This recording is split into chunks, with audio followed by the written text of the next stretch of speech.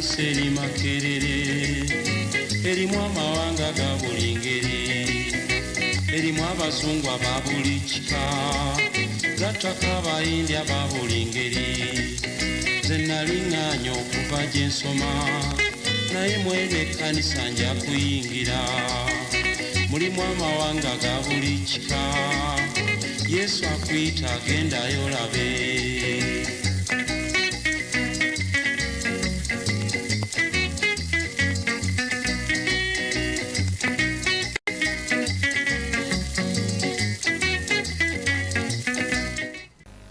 Program byabadde tumanyi mugugudde okuva mu myaka gy'enkaaga. Program ya byafaayo, program ya njiri, program ya evangelism, program ekyaza abasajja ab'ebyafaayo mu njiri, kababeere bakadde, kababeere bavubuka. Eno program ogijjamu nnyo tesosola naye okusinga ekuleetera ebyokulabirako ebyo byetuyiseemu nga baganda baffe, abasumba baffe, baaposo baffe, badokita baffe, baevangelist baffe abalungi, abadinkoni, elders of the church. Ebigambo bye batuleetera nga bituzimba. Tulina omusumba Professor Simeon Kayiwa mu kitundu kyaffe kino eky'omukaaga nga kye kigenda okusembayo. Tubadde naye okumala emirundi 5 emabega eyo. Okusembayo ku luno si forever. Not forever and ever. Amen. Batekako siiru eyo ya amen. Eno program eno naye tuyinza okufuna program endala ali ndumuza kubanga ize counselor resourceful. Tuyinza okujja ne tumwebuuzaako ng'era mubadde waliwo no baganda bange nga Nick omulangira yajja wano n'amubuuza ku bigambo ebikwata ku music za gospel. Nakola bulungi nnyo. Nange nyiza okubaayo nekyefunyeyo nengati akanzireyo ewa professor. Olio tasebo professor. Bulungi kwano kwano. Wiki eyo ekuyisiza etya? Ngaffe nabo tuli. Omugalo. Otujja agulawo. Yaggalawo. Wali. Naye ne banga omugalo ogukyeyongera mu maaso. Buyinza naye onasaba Katonda. Twakisabidda. Twasabye Katonda akawuka kanakole ki? Akamalemu amaanyi. Kansubenti program eno wejjidde nga omugalo tuguvuddemu bagenze bakusese tudese. Waliwo ebigenda kukyuka kati. Hallelujah. Babuuzeeko bakwano. Muli mutya bakwano bange neyaza nnyo nebaza nnyo especially 130 Pastor 130. Abakulembeze bagugudde. Abantu ba Full Gospel Church bazadde baffe kijja bafa abedda baleeta okuloka okw'omwoyo omuyamaanyi ga Katonda muno. Pastor Hugh Lezel naabo bonna nja kwebaliza mukaddakiika kano era okubabuuzaako nti muli muki eyo. Mbaagala nnyo nine ekintu ekindi mu mutima gwange ekikolagana nammwe kibayita affinity ekisikirizibwa ekizinsikiriza okubeera nga kabali ku ndongo bwekityo wonna mukwano gwawe bamuyita gw'omwogeddeko wano bamuyita abeereyo mu Houston mutabani wa omugenzi Mude Musoke awali mulala waliwo Sebulime David Sebulime oyo mukwano gwange akwagala nyera twayogeranga nnyo ebintu bingi nnyo nga twakatandika wano okukiba kimbuuza mwakanyinno mulungi era nnyo naye ate si mukanyi atayagana lwabubi ayagala kuyiga David Sebulime tukutumidde nnyo muganda waffe John Musoke Mude Senyonjo bebaana ba oyo mugambe oyo bunagenda mu Houston yakolya olukungaana olwaliwo ne bampa ssente ate nezimpomera nnyo mugambire ampeetezeyo mu Sebulime mpeezayo mu bamani buli mukwano gwange namba yange ogimanyi ojja kumugamba kiwedde zigenda okuyikanga amazzi naye pita netugabana omusumba Reverend Joseph Kambugisa webale nnyo ebifaananyi nabimuwa omusumba mwebale nnyo bannange byonna ebyo amin wagenda mu Yuna 23 ne Dr. Siria tubayimbira okubayimbira nga muli bato emyaka twagenda mu 2003 yes bwekityo kakati Professor njagala okwebaza olw'obudde bw'otuwadde obukakamu ebibuuzo bibadde bizibu naye n'ojjanga obimerengula kakati ng'omwana nga Keke Nation yakubuuza ekibuuzo lwaki ayambala kala za black kibuuzo n'ekimulengula ne bakubuuza ebyabujingo lwaki bo tebasituka ne bagende wa bujingo ne bamubuuza naye tebamubuuza gwe. Nze ngenda kuyamba kanisa oli ayagala okubuuza omuntu agenda mubuuza naye nze omulimu gwange sinza kola kanisa ngeegwa wadde yagugudde wadde yawa nensirika. Otuyisiza mu jiji netulaba ejiji netulaba gospel bweri omanyi omuganda agamba nti buli omu waali walabira enjuba n'omwezi tetubiraba bumu. Oli waali walabira enjovu ate waliwo ebintu ebimu byotalaba. Omulala ayinza okulaba enjovu n'agiraba kigeri nage bannayinda bisajja ekyo manya ekisolo. Ate waliwo n'omuntu omulabirawo nga alina amaaso naye nga talaba. Otubulidde ku kigambo gugudde kyatusanyula nnyo. Kaakati waliwo ate twagala tuteekeko bata ku bigambo ebyo byonna byetukola ki twogere ku salvation. Kankubuli ekintu kiri kimu abamu abasoma bayibuli ebigambo bimu tebabitegeera kubanga byawandikibwa abantu abaali balowooza nti abanaabisoma Bayisirayiri. Abayisirayiri bokka abanaabisoma be bantu ababitegeera olwedde ng'ekigambo Sanhedrin nkola yaabwe ya Sanhedrin mukaniro bwogera nogati ILC ngokyogedde mu Uganda bakitegeera lumu ne butawandika bingi nnyo. Sanhedrin nakisomako na Miryango College omanyi twali nnyo balokole nnyo nze ne muganda wange ebiri era ne batubuuza ebibuuzo ne tubiyita bulungi naye Sanhedrin mu RK Bible knowledge kyali mu nnyo ekigambo ekyo kugamba kugamba olukiiko olukulu olwabeeranga buli site wabeerawo Great Sanhedrin olukiiko olukulu atulanka balamuza abakulu nga gundi nga Kayafa olwomutempo olwolukulu ennyo olukulu naye ate waliwo olwesaalimi olukulu ennyo naye waliwo eno wabeerangayo obwo waliise obubondo kati nga wonna wajjudde obubondo obwo kati obubondo bwa Sanhedrin nga bubeerako bajudges 23 nobala kati nga bolaba nti mu kakiiko k'abagundi k'aba LC mulimu abantu mwenda abantu abo omulimu gwabwe wali wakulwanyisa njigiriza eyawukana n'eyo ekwatagana ne Judaism eyawukana even a little bit about ebintu byasomesebwa bajjajja b'Abayudaaya esomesa y'Abayudaaya naye yali etambulira ku Ibrahim ne Musa ne Iriya basically kati ekintu ekitali nga bw'owoogeramu ng'oli wakati mu Bayudaaya n'obwogera kaago jjajjaffe Ibrahim kati Yesu Kristo bwe yajja n'aba n'enjigiriza endala kati abantu abo ne batandika okunyiigira ddala ennyo kubanga yabagamba nga lwaki mudda buli kaseera ku Dawudi nga bwemwogera lwaki muyita mwana wa Dawudi lwaki mwogera ku Ibrahim gutandika kubeerawo nga nze kati ebintu ng'ebyo binyiiza nnyo kugambabalabira ddala nti nabbi wa bulimba ono ye nabbi wa bulimba asobola okuba nga amenya etteeka ekkadde erimanyiddwa nti tuli baana ba Ibrahim, Isaac ne Jacob. Kakati nno mu bintu ebyo Yesu eramu ensobi nnyingi nnyo okusosola kwali kuyitiriva obungi nnyo. Kankubuulire nga Musa bw'ayogera agamba, hey Israel,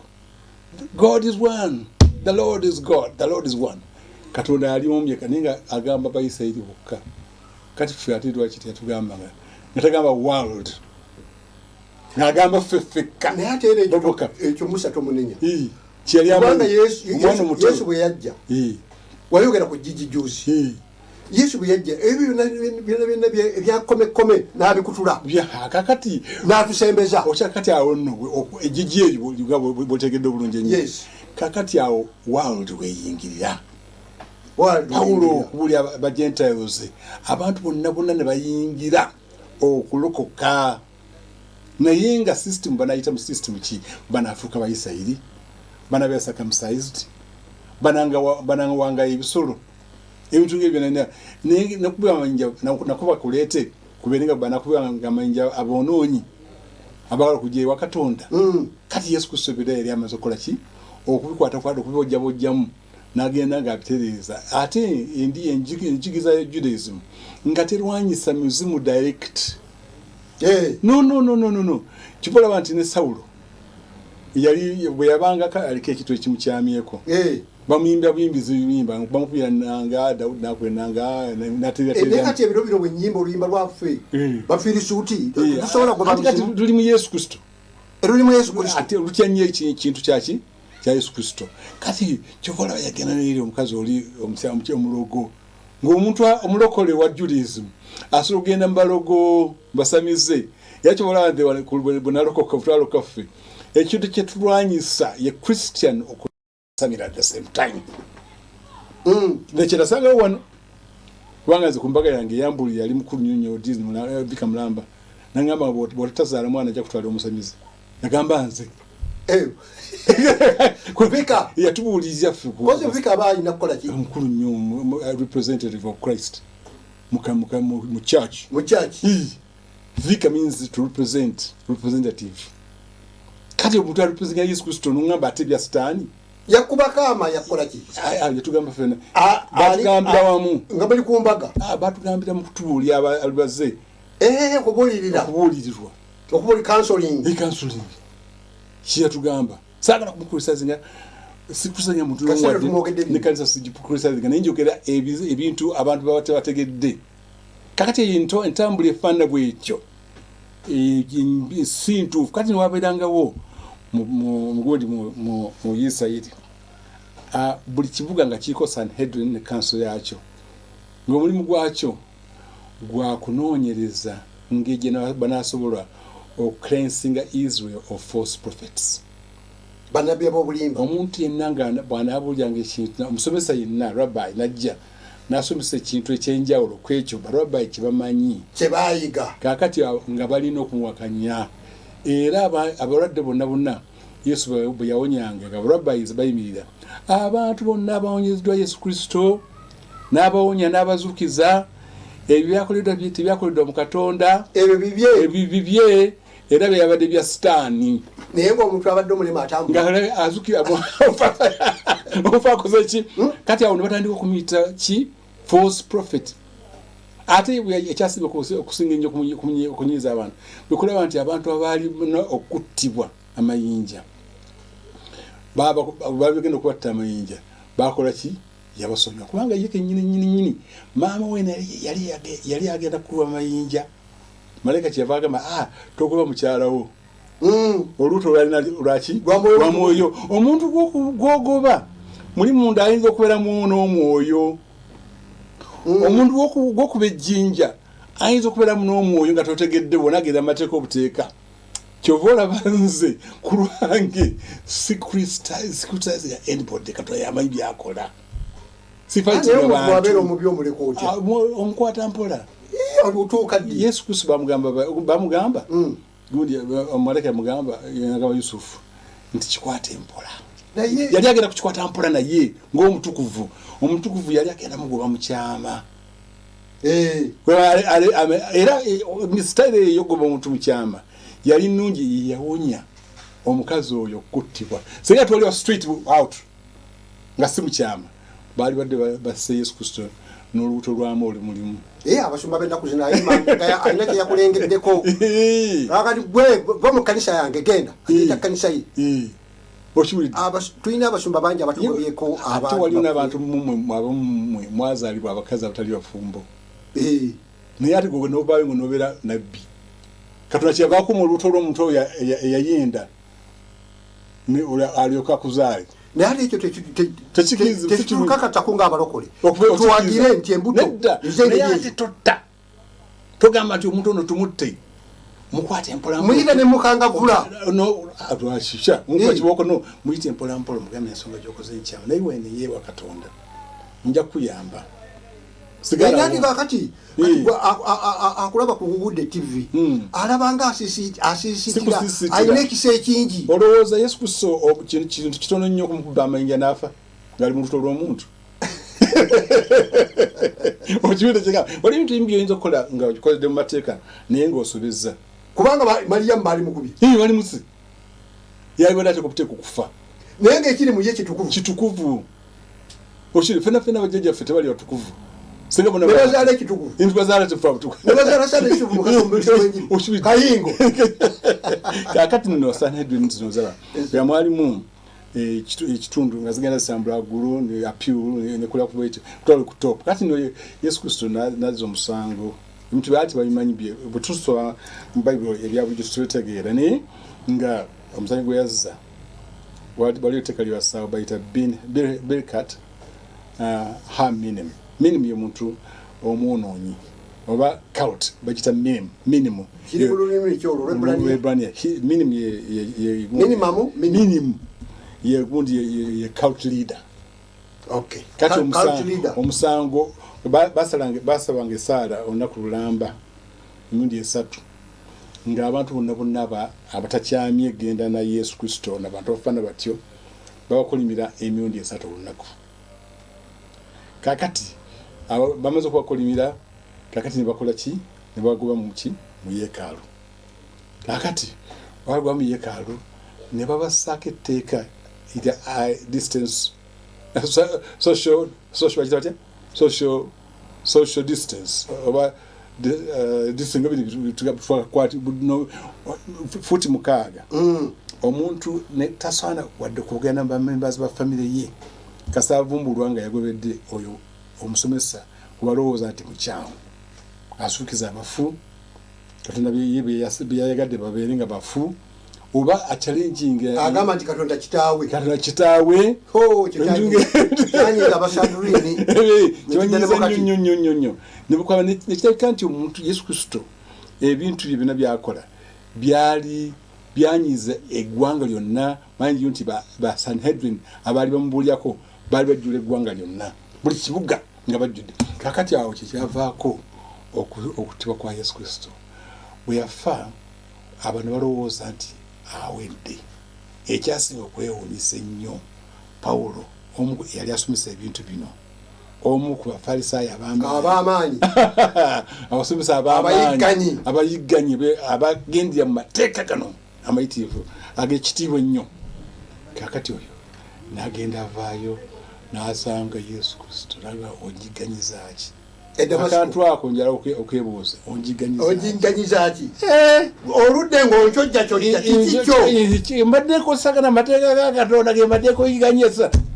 onjiganyiza ki genda olwaleero tandika okumpeereza yamuyita na who are you my lord genda olwaleero who are you my abadde akola ki wayogerera ekyo who are you my lord yamutegeera nti obwongo amaze bwali open bwali bukyusibwa kubera ofuna revelation eyo n'amugamba nti otagenda otandika okukola ki okumpeereza. Kakati oyo y'omu ku bantu abaleeta abantu abalala abatajja kuyita mu ddiini ya Judaism okufuna salvation. Okidde kati nga salvation ejja kujja lwa kukkiriza Yesu Kristo. Ejjinja ligitwala linnyonnyo yasijja kudiddamu. Kakati ebintu ebyo bye bireeta obulokozi bwennyini n'Abayisirayiri bennyini tuyita Abayisirayiri kankunnyonnyolera akantu kano kategeera. Nze nali ngenzeeko mu Bungereza nagenda wali mu East London wali mukwano gyange omukyala mwamita Simba Elder Simba aliyo bweyogerera eyo gyali n'ekkanisa yabeeranga wano n'omukyala we yalina oba yennyini yalina muganda we nabampita ewaabwe n'ensulayo okwo nga Kalimu ono Kalimu kiwunjika mu dakika bbiri waliwo topic enjalo Kalimu yali antumye ngende nsabira omuntu nsabira omuntu we Bungereza yakyata ennyonyi n'engenda nemala wiiki emu Kalimu ono mu mindi wa wano. Kakati ne bantwala mu sinagogi wantuka mu sinagogi nagenda okulaba nga bantu basinza ekibumbe kiriko emisubwa mingi nnyo nga kyamaze emyaka 9 mu sinagogi y'omu East London. Kakati ne batwamaze okufira obuddugavu obw'Ekiyudaaya nembagana nti Christian, I believe in Jesus and I'm performing miracles in his name. Ne bafuula omulabi waabwe kyenabika kyabanyiiza nnyo. Kati ku service kati ate bo baali bajjukira obukandoozi obwo nga bubayamba okujjuka omuliro gwayakanga mu kimu edda mu history yaabwe ng'Abayisirayiri ogwaki akati nze ne batwala to kiss ezo bayisibati ezo emizingo gy'empapula egyo yalinga gusoma amala gukiisinga ate n'otakuna emabega okuvaayo mu kisenge ekyo otambuza kyenyumanyuma kati byali byamaanyi nnyo bwekyo they respect the scripture so much kakati nze ne wadda olweggulo ne bagamba nti tugenda kudda olweggulo tukole service endala neŋŋamba nja kusigala mu library nasigala mu library waggulu eyo nga nsoma ku library yaabwe bintu binalabamu mba nkyali awo analinsoma neŋŋamba Yesu Kristo bano be bantu benyira bakutta obufaana bwati be bano bikati bendi mulange ne mba nkyali waggulu eyo bwenti bano na ku speed kasaba kataba nzite omanyi kyaliwo mwaka kyogo waisewo emyaka wemeka waise ndoza nga 26 kakati ekyanonyesa okimanyi nagenda ekintu kyabwe kyebaali basinzizaako emyaka kyesituka kyokka nekyekubeeri naye otasigalawo kantu konna bwekati kyonna ne bajja ne banona ne bagamba gw'osudde ekintu kiri ne mbagamba nze mundabyeyo nze badde ntudde wano ne bantwala bayita poliisi malicious damage of property kyakirina ennyonnyo omusajja gyankwata ttayi bw'ati kyobola sambala ttayi bakuolwo saddayo kwambala ttayi omusajja gyankwata ninumwa nnyonnyo kata ntugira awo bw'ati nempulya bubi nnyo kakati nensituka wali bangamba bajja n'obusugu bungi kunkuba abankunsitirawo kuntugirawo abakuntwala ku poliisi kakati omukyala wa Robai kyebayimira ali ku mulyango nagamba nze mbadde nyimbidde wano ku mulyango omusajja oyo talina musango ekintu kyesudde kyokka nga nange ndaba kwekunta ate abeyo bawuliriza ate kwolwo naye abaawona mu poliisi ayera amala kusulayo kwolwo nali ndi munju ne bantiisayo kusulayo Kalimu yanvuga Kalimu ono huge yanvuga ekiro kyonna kuba nali ngenda kumusabira kati obunzikire ku nsonga eyo budde buweze mbadde njala tugendeko ku Gibula tunajogerako mu kitundu kyaffe ekisembayo Gibula twogere ku Kalivale byonna ebyo kakati katugendeko mu control room kansubire nti abagundi bano ojjukira no bajja wano e Kampala abayisaidi babali yabiyita wano e Kampala ono gundi bayita Makerere mpano gwange nnyonyo Makerere Redeemed Society yabayita oyo ani ebire nyingi balinda asatali balinda nakuzido yabayita nakuzido nezisi kakati wajja nalindo nagenda kutuuka yeri nindowooza nti bajja kutukkiriza okusaba baatuwa warning abasumba bonna don't pray in the name of Jesus nembeera eyo nabo kusaba ku meeting yaggwa kani olaba bakisairi abo si bonna si bonna kubanga history yaffe ya Bible eri Bayisirayiri nokyo respect ate era waliwo Abayisirayiri abatayagala kuwulira ku Kristo ne wabayo Abayisirayiri abategedde amazima nga Benjamin Netanyahu ategeredde bulungi n'ebyawandika abikootinga n'abituweereza ne ku Facebook kati naye mutegedde obukambwe obwaliwo obwavaamu okufa kwa Yesu Kristo. Haleluya. Katugendeko mu control room ako nkalese professor akayiseewo mutegeere Yesu Kristo byayitamu ne baali abamukyawa oli mu Sandrine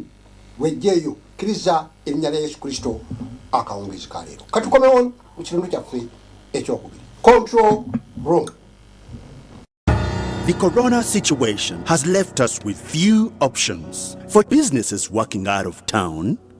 Highway Africa, also known as Ecotel International, gives you the best home links and home office links with dedicated speeds and unlimited internet. Contact us on 0788 689797 or 0757 970000 to place your order today.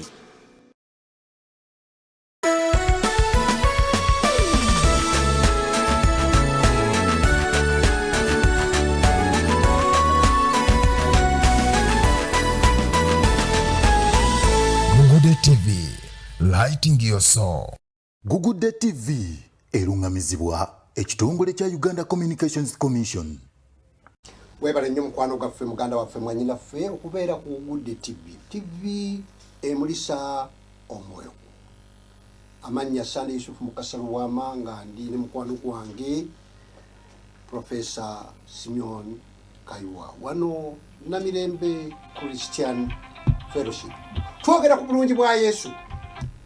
Twogera ku bulungi bwa Yesu, twogera ku nnyimba za Yesu, twogera ku mikwano gya Yesu. Ate naye nga yeewako obujulizi. Ebibuuzo bye tubadde tumubuuza abasemi bulungi nnyo.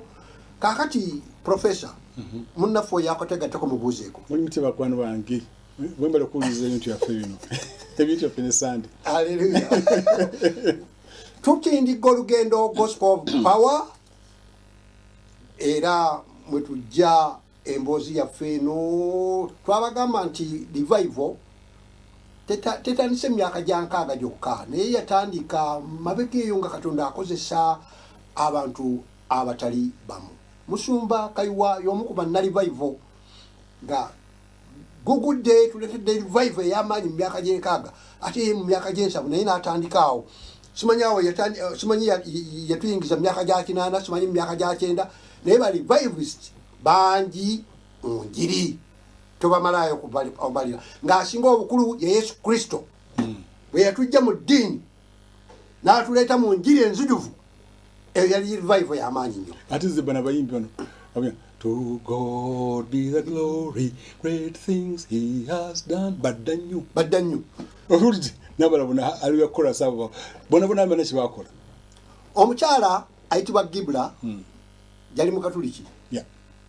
Yayagala nnyo okusiiga erinnya ly'enziro. Naye mu bukakkamu bwo enziro eyo n'egendanga ekkakkana. Yayagala okukozesa olupapula lw'esijja kwogera wano. Naye omusajja eyakuwandikako ebigambo Gibula bye yamuwa biba bimaze okubuna ensi. Omusajja oyo n'alwala obulwadde tebugambika. Gibula yani lwaki Gibula yakoyekanya ebintu biri manyi sente zita abantu sokuta abantu Museveni yakyogedde just bana Uganda basobola okufa olwa sente. Ekisooka she was a businesswoman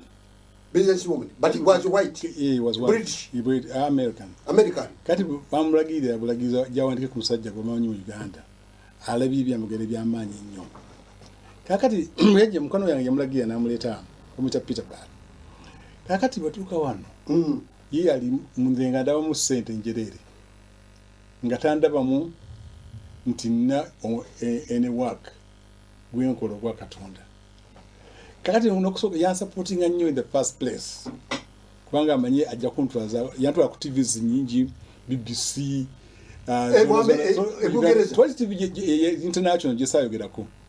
Kati yesa abantu bamusasulanga ssente n'azikozesa obulamu bwe akola business era gagawula nnyo nga ntambuzanga obanga walakita item market item nakitegeera nti atambuzanga bola abazungu n'ekintu ekyokutunda ku katale. Naye waliwo otuuka calling nekusstopping kubanga waliwo yaŋŋamba nti omanyi batulowooza ffe natwalirayo bakatuliki ab'amaanyi nnyo eyo Notre-Dame Cathedral nawonawonawa bona ne baconcertinga nti ffe tumanyi wali omuntu omu agenda okubeera black pop in our times era Vatican erowooza nti yegwe niba yagera ku ekyo nemugamba sina ddiini era sina kubeera mpeeza Yesu naye abantu bakitegeera abeesu tabanaddiini sina ddiini bakulya mu ddiini ye structure gye bakulya omugamba nti nze ndi mulokole ne sina ddiini nalaba Yesu abeera confused nalaba Yesu sigendyamu ebyo bye saalaba kubanga Yesu si ddiini n'entandika yabyo ebyeddiini sibimanyi n'ekya Yesu kyo nkimanyire ddala kyengoberera. Kakati munnana abo yatuuka ekiseera najja wano amazina okuleta obutabo obumu tubuyige obwessaala Mirembe Maria Jude Neema mukyala wange nabula n'okusesema olungi obumu nga babitadde mu motoka nga bigenda biyimba mbu tubiyige mu mutwe gwaffe kati bwe twakoma wano tuteesa tulina kumuvaako nengenda mukyalira yali mu Sheraton negenda September nemugamba endagaano zetwakola naawe ez'okolagana olwali twakakusazaamu kubanga ffe tetujja kubeera abaddiini neemu wadde akoletera bano bebabe bayimba mbere mukatuliki kakati no bwe nagaana nensazaamu nendagaana tusayininga nekiggwa bannayuganda bakimanya ekyo tebakimanyi sayogeranga nabantu bonna ku muntu yesoga ku muntu kakati bwetwatuuka ku ekyo nyanjo kakati ebirungi byokka etali byo byonyonyo kakati ebi bisobola kubimwogerako byako kakati nokinakola bwetwatuuka wano bannayuganda ne bamukwata abamu abaali balina insecurity olw'omulimu gwange ne batandika okumufuula ne balya ssente nyingi nnyo ne batandika okuwandiika ebintu ebyo byolaba omukazi byewandiika bapastors babiyiya bapasita banno bennyini era abamu nabasonyiwa nabayita nakusonyiye ne bayogedde bubi nogamba ndi musamize nogamba nti nze bambuulidde nti gwagamba ekintu naye kati nkusonyiye sijja kwogerako nogamba nti nze wanfe waliwo obuyuba wanga nogamba nti wanfe wali emirambo ate nga bava wano nga yevono nembabuulira kati bwe nababuulira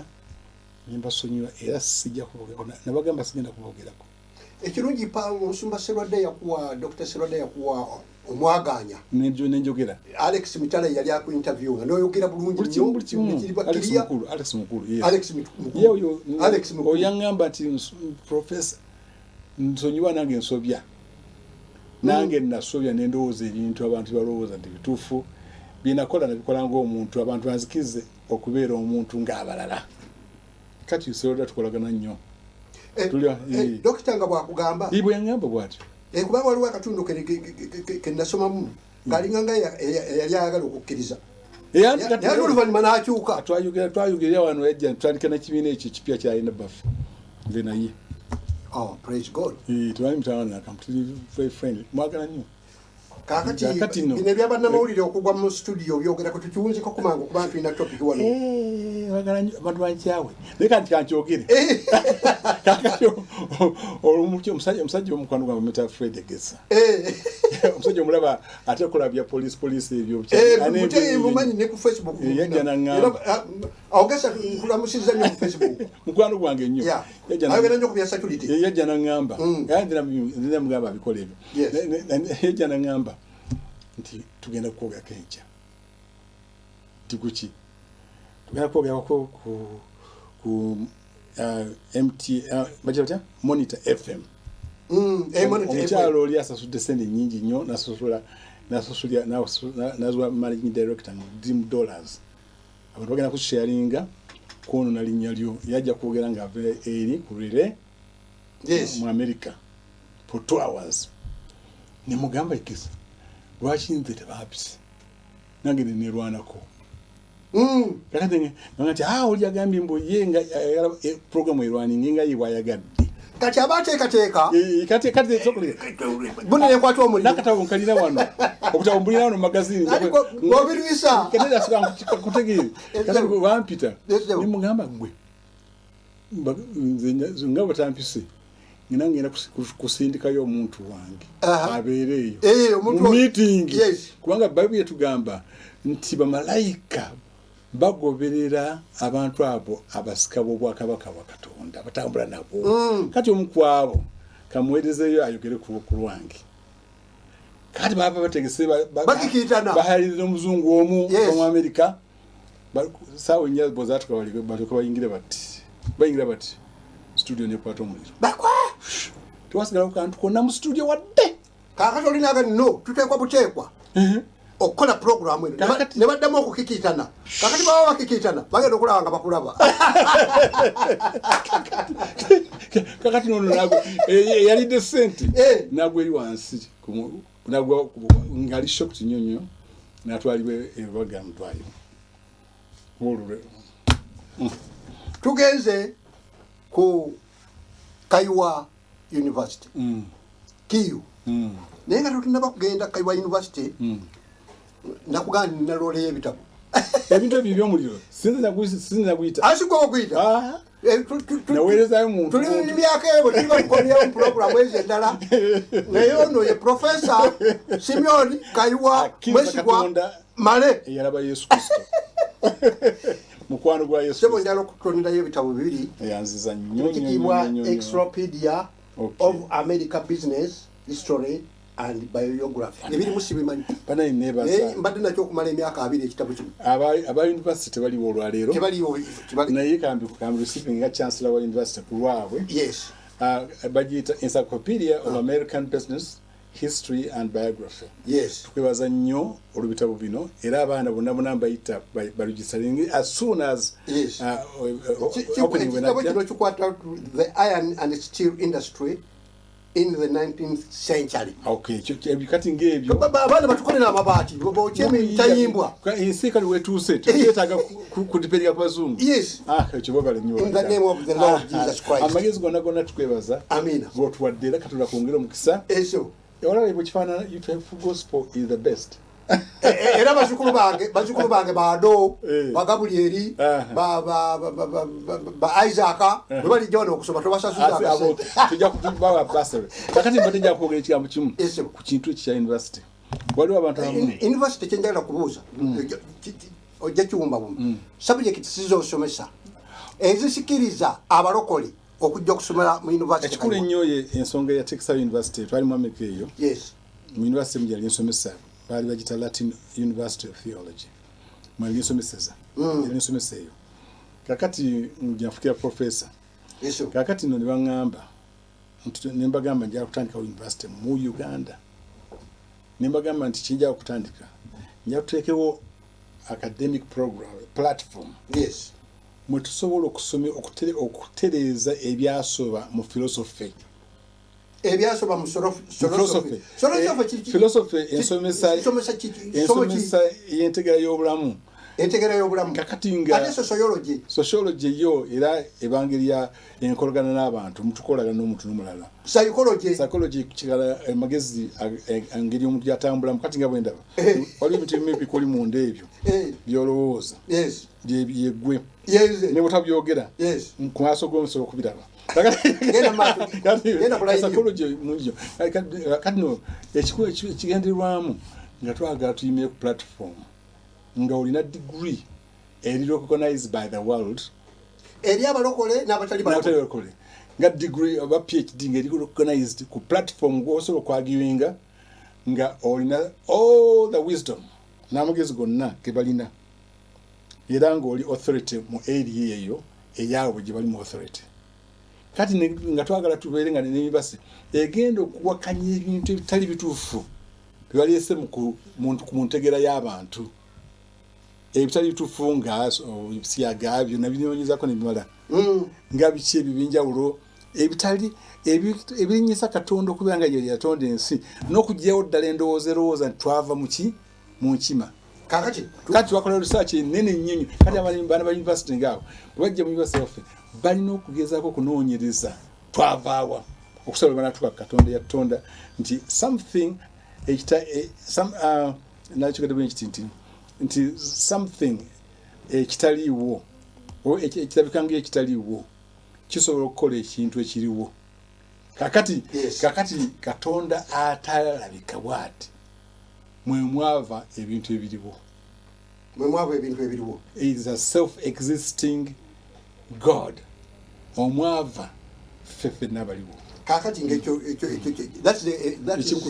long subject tumenyere mu subjects universities ezisobola okusikiriza zonna kati nga bola eza business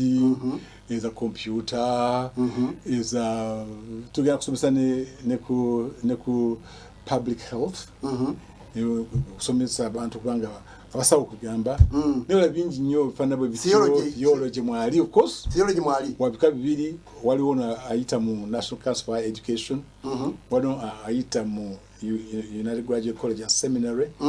nayo eli linked to Kayonza International University nga degree yo naye eva mu America yo kati mu theology mulimu ebintu bingi mulimu okutegeera okwogera mu bantu okutegeera logic okutegeera okulizoninga okutegeera amateeka nga bwegatambula administration y'ekyaki okutegeera nga bwolaba tubita homiletics ebyo byonna ebintu ebitegeeza ebifuula omuntu highly intellectual because theology if I tell you the truth it is one of the greatest subjects esatu ez'amaanyi ennyo theology and medical science nekyokusatu law is the greatest subjects in history esinga okuba respected nakati ezo theology mulimu ebintu bingi ogenda okuvaayo bwoti ona power mu bantu ne authority osobola okukola anything ebintu fana bwe bityo kakati professor kino sikikubuuza lwakuba sikimanyi kibuuziza abantu bangi benkyaziza naye olwokuba Gugudde TV ebeerako abantu abapya nga bw'osumulula tapu y'amazzi gano agayisi sige gaba gakomawo naye amapya ge gaba gajja bw'oyogera theology eri omukristaayo eyakalokoka oba omutegeeza ki theo kitegeeza katonda theo katonda omu about studying about God yes theology ate loje archaeology ye gundi yenko nga bogamba ism ye noun Pentecostism nga bogamba nti olulokole oba abagobera katonda theology nga bogamba abagobera Yesu Kristo babayitanga people of the way ba Christians of the new way Christians kati kati theology abagoberera katonda essomo erikwata kukumanya katonda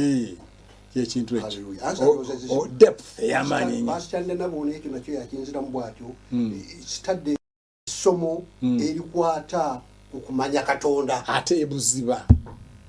naye abamu bavaayo nga bakyuse abamu bavaayo nga n'ekigala banywa anti kisinzira ku bantu abasomesa abamu bavaayo n'abakazi ne bagoba anti kati ate abo bakyangu waliwo kumanya katonda waliwo betasobola kukola kati nga bwolabanze ekintu kya Bible nkisawulira bbali nimba nono katonda gali wano nemumanyanga mukwano gwange waliwo bitusobola kukola kubanga katonda alinga eggulu lw'abasande buli mukwano gwange basi ebintu ebitabu byebawandiisa nabiki byenkumanyiddemu nembivaako netubeera nomanya bumanya sande ekirowoozo kiki ekiyinza okusanyusa nenkuwayo kakyayi nenkola biki kakati katonda ono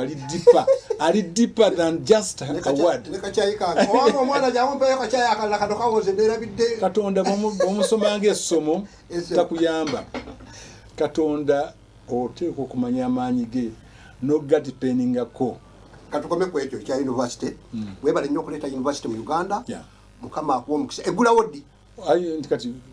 tukyali mu bino byagondi COVID-19 kasa president ate amasomero negatandika okusomesa bwe binaatuukayo mu December simanyi kati ebyo tebya kutuukayo gwe tumanyi kusaba biyinza okuyingira mu politics ne bituuka eyo sebo wendinze nja kusaba ekyo kisabiri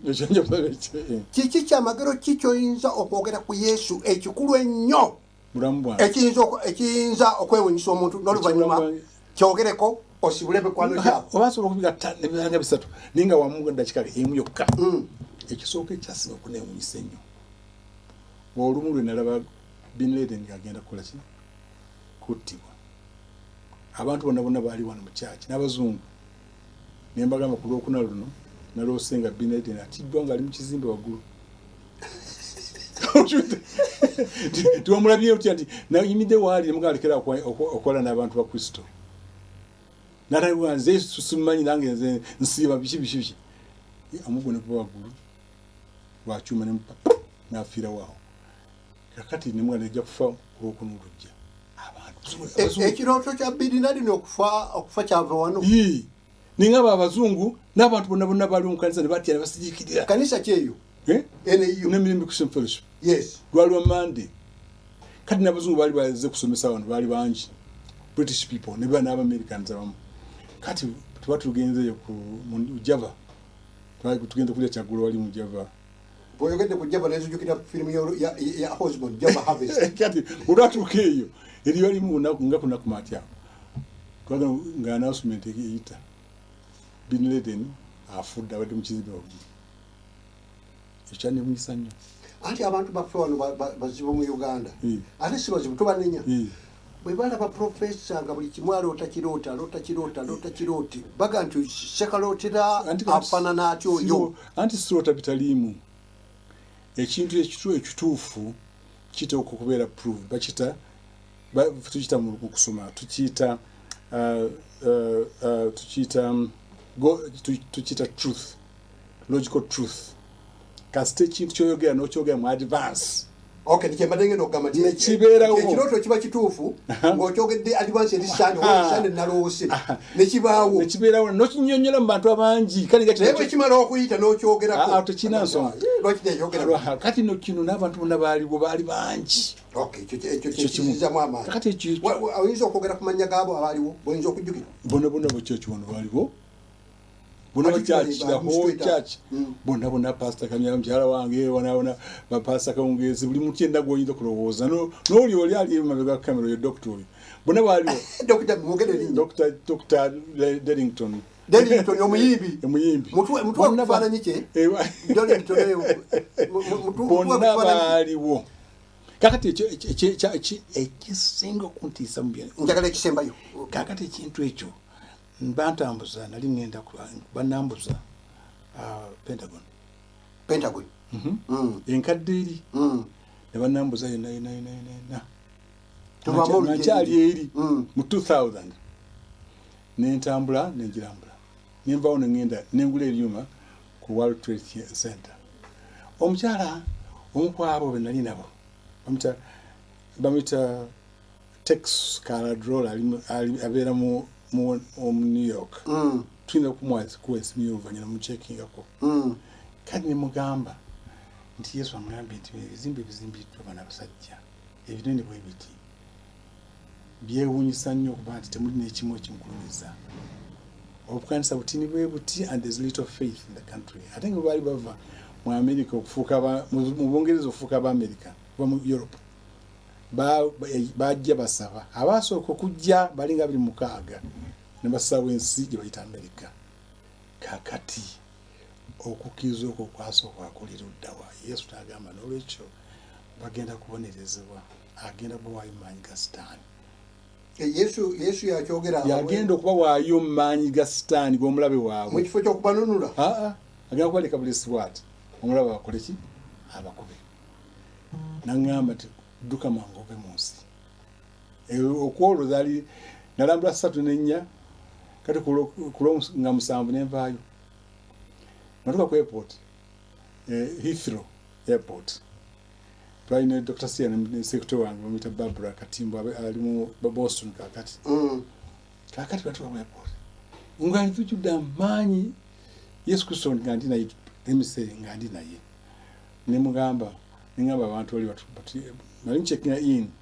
nebangamba tojja kugenda kubanga olina luggage nene toyinza kuyitawo wano tukkirizakankyogere luggage nene bwona gezaako okulaba nti luggage eyo ogiyiwa kikolo ki nembaga sijja kugiyiwa njagenda nayo ne bagaana nenga kale ejja kugenda nakubadde nga temukoze ki nemugamba nti who is the pastor nemugamba nti ama pastor who is the pastor twere with the pastor nga bamanya abazungu babeera kakati nesigala amba ne balangirira dakika 2 zesigaddeyo 5 zesigaddeyo 5 bwezaatuka bweziti ekiranga ekipya nekijja enyonyi badde Sabine egenda eva wano ogenda mu Uganda ngeyita Brussels tekyagenze waguddeyo strike ku kisaawe kye Brussels abasajja ne bajja straight nebaga tujja bakiriza kale mugenda ffe tujja kuba ne hoteli ki tugende ku Sunday mukikiriza nti kale netugenda the next day kusati yali Saturday netugenda tugule ebifebera mu London netugattako nekitala kakati ku Sunday tujja netuyita obulisi ne batuwusibula netugenda era ye lugendo lwasembayo lwa Sabina negwa era Sabina tekyakola kakati ku lwasembayo kakati bano bancha ndi banka wano 11 oli omukazi nakubira essimu nangamba tunuloola ebizimbe byawadde yogerako byonna biri ku ttaka 9/11 bya Pentagon ebozi professor nende baneka tukutulirako wano ekisemberayo ddala programu yaffe eyokuna mu background balaba abasirikale abeetawula mu ofiisi ya professor abalaba brigadier abalaba sergeant abalaba captain oyinawo barracks wano abantu abo simanyi lwaki bajja omu yali mugenyi nina nalinda wano nalinda yali brigadier alina ensonga ze omulala bamuntu okutuyambako okola mirimu wano ate mulokole wano ate mulokole wanga nti musumba musumba wa wano musajja mulungi nnyo kali bayamba era yabadde atuvuga okutuleeta mu kiseera kino ndowooza eri negative waseekale esaana ebeere ya mirembe giri nina kuza abaserikale babeera bantu ng'abalala naye ate yogera ku balokole nga tumaliriza abalokole abateeka abakubi ba bodyguard mean faces okwepankapanga okweragalaga kikyamu n'obuzindalo ne bamutwalira ekyo si kituufu naye okukuuma obulamu kitegedde tukoza sanitizer tukoza tugalawo enzigi ennyumba zaffe ani atuyambe okubeerawo musirikale musirikale taba ivo n'olwensonga abalokole twetaaga abasirikale ne papa abalinda waliyo temple mu America ya Pittsburgh bali awo omusajja nagenda yingira munda nakola ki natta abantu n'olulala nagenda n'endoota ekirooto nga enkya ngenda kufuna twali tutudde mu kyalo kusanga mukaaga sirota ninga nti ndaba abantu nga bateeka okujja okunumba wano nga mbuulya kusanga mukaaga kusande kakati nga security bakitegeke bakuume ekifo nze ngenda ku WBS bwenagenda okukomawo kusala bali bansuubira kuba nti ndi mukyaki omusajja najja nakuba omuntu yali abuulya bamuyita pastor mu luya nakuba bano basajja Bakyagulanyi ono muyimbi nakuba n'abalala bonnabo nebagenda ne mudwaliro kataba ffe n'okufa kali nze nalibadde nfa naye kati ekyanyamba bwenajja wano nagenda eri mu nyumba waffe saagenda mu kyaki omusajja tumukwata mama we neyegayirira ntumusonyiwa naye abalokole waliwo kyaki saakujogera yali abalokole yali etegese omusajja oyo ajja nkuba nzite bakaba nanyamba nolukyo noli wala archbishop bali okoza archbishop bali omutaluli wachacho Uganda mikwano gyo abo abagugudde bakwagadde nnyo sibagugudde bokka nina n'amikwano gyange abali ku Facebook omanyi kya program ene etandike iyo nakafuna emikwano abanegase ojja kubeyongera n'omuntu gemanyi mu kanisa muno oluganda kawungezi awo nemanya nti oyo .com nnyo mukyalo ye Uganda waffe kawungezi tukulamusiza nnyo program byabadde tumanyi mugugudde basibule banange sisobola kwogera byonna nebimalayo ebintu byenda bye bingi nnyo nekyetagisa nze lumu mujje tukyalyeko naffe ate mukyaleko nomukyaki tukyazizza ku gospel church jajja waki ffe twajjanga mu revival twajja lwakubanga baali baweze byonna ate mukama natuyamba okukomyawo byonna kati oyo revival yaffe yeewempe naye bano baasookera ddala nolwekyo Katonda ab'omukisa mukize Yesu Kristo oli yennyini ow'omuggulu oleme kutula butulizi nyukuta n'okisoma n'ogamba kanjogere kino okize Yesu Kristo omugulu oyo gwe bakwatako ku kyambalo ky'omuntu abonyezebwa oyo ye Yesu yennyini omutuufu ye Katonda yatonda eggulu n'ensi. His thumbnail is on everything that you see in the world. Oxygen kuli kuki kati n'olukyo kansabe olunaku lwa leero alina thumbnail buli kintu kyonna ekyatondebwa akuwa omukisa kubanga Yesu oyo mukwano gwange kambere kasajja katono kaddugavu nifaanana ng'ennumba naye njogera ekituufu